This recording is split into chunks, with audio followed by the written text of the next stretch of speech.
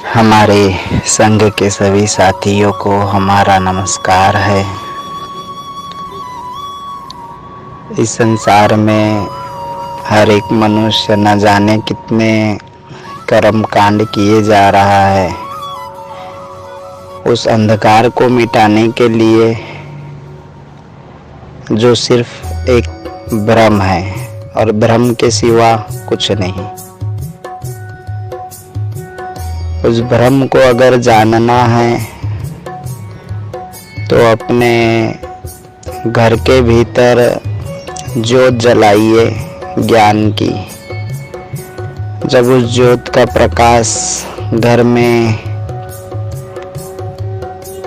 आ जाता है तो अनंत जन्मों के अंधकार एक क्षण में दूर हो जाते हैं।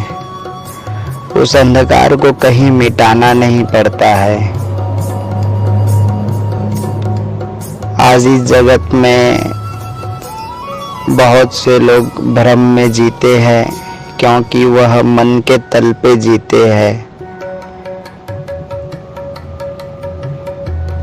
अपने आत्म स्वभाव, अपने आत्म स्थिति में जीवन को जिए।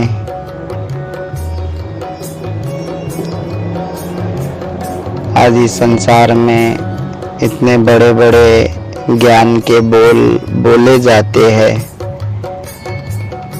पर क्या जो वह बोल बोलते हैं उनका जीवन उस बोल के अनुसार है? अगर आप उनके जीवन का स्वाध्याय करेंगे तो उनके जीवन में कहीं भी वे शब्द उनके कर्मों में दिखाई नहीं देगा। जैसे आज बड़े बड़े संत कहते हैं ज्ञानी बन के जो है कि यह संसार एक माया है, तो क्या वह इस माया से अलिप्त है? आप उनके जीवन को देखिए, वे ही इस माया को बहुत ज़्यादा इकट्ठा किए हुए दिखाई देंगे।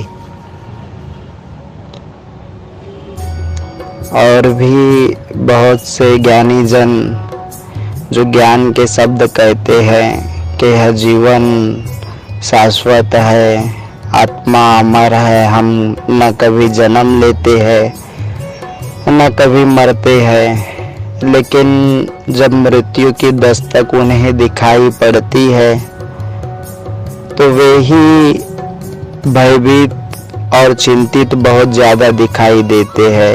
आज कोरोना में देख लीजिए आप, कौन भयभीत है, चिंतित है। बिल्कुल हमें सेफ्टी बनानी है, इसमें निसंकोच नहीं है, पर जो अंतर मन में हमारा भय है मृत्यु के प्रति वह नहीं होना चाहिए। और जब बोध हमें होता है अपने असल स्वरूप का कि हम कौन हैं, जब हम स्वयं को जानने लगते हैं तो यह भय हमारे भीतर समाप्त हो जाता है।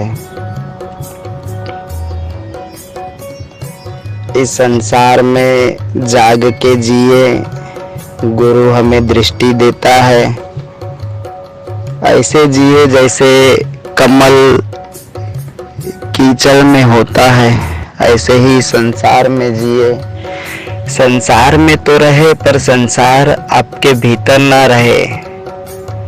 हर किसी को सिर्फ प्रेम ही दीजिए, हर किसी की सेवा ही करिए परमात्मा समझ के। भले आप जान नहीं रहे हैं पर मान के तो करिए, क्योंकि यहाँ उसके सिवा कुछ भी नहीं है। वही जीवन है, वही मृत्यु है, वही जड़ है, वही चैतन्य है, सब वही है। वही दृश्य है, वही अदृश्य है। एक बहुत सुंदर कहानी याद आई, शायद आप लोग भी सुने होंगे। एक बहुत बड़े संत थे और उनके एक शिष्य थे, राजा थे जो। तो वह राजा अपने गुरु को, अपने संत को सोचे कि इनको जरा हम देखें कि इनका जीवन कैसा है। और उन्होंने अपने राज्य में उनको रहने के लिए प्रार्थना की, तो उनके संत ने स्वीकार लिया। वे सोच रहे थे कि संत अस्वीकार करेंगे कि हम वैभव में नहीं जीते हैं, पर वह गुरु ने स्वीकार लिए और राजा उनको ले आए और राजशाही भोग में बहुत सुंदर स्वादिष्ट भोजन में वो रस लेने लगे संत। और राजा ने पूर्ण अपनी भांति अपने गुरु को बना दिए, उनको राजा की तरह रहना, राजा की तरह राज्य करना। संत भी ऐसे ही रहने लगे। काफी दिन महीने बीत गए। अब उनके शिष्य जो राजा थे वो भ्रमित हो गए कि ये कैसे संत है जिन्हें हमने गुरु बनाया है। यह तो हमारी तरह ही जी रहे हैं, पूर्ण भोग विलास में आनंद में मस्त जी रहे हैं। तो एक दिन वह उनको यह सवाल कर बैठते हैं कि गुरुजी आप में और हम में फर्क क्या है। तो संत उनके गुरु थे जो मुस्कुराए और बोले चलिए हमारे साथ, हम आपका जवाब देंगे। तो धीरे धीरे वह राजमहल से बाहर निकले और काफी दूर चले गए। तो राजा चिंतित हो गए कि गुरुजी अभी तक आपने जवाब दिया नहीं और हम अपने राज्य से भी बहुत दूर आ गए। पर संत ने फिर उन्हें कहा थोड़ी दूर और चलिए, तब जवाब देते हैं। जब राजा अपने राज्य की सीमा को भी पार कर गए और दूसरे देश में प्रवेश कर गए,